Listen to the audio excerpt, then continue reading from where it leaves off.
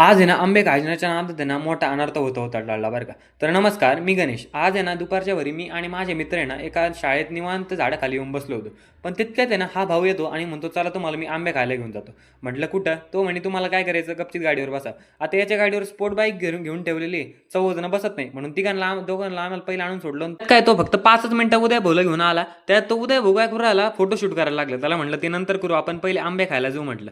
त्यात आम्ही निघालो बरं का आंबे खायला कुठं आलो माहिती का, आमच्या गावातलं लोकेशन म्हणजे ते इरिगेशन बंगल्यात आलो होतो. इरिगेशन बंगल्यात मला असं काही दिसलं, ही चूल आहे का, पण मला माझा मित्र म्हणे ही चूल नाही, इंग्रजांच्या काळातलं बाथरूम येते. आता इथं आम्ही खायला आलो, तिथं ह्या पोरांना लगेच आंबे भेटले, पण मला इकडून तिकडून भेटला.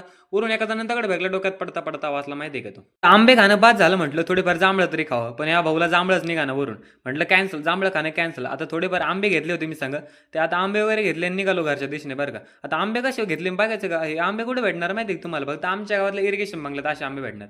आता घरी जायचे या दोघांना इथंच सोडलं आणि आम्ही निघालो घरी. तोपर्यंत आता जातो घरी, फॉलो करून घ्या.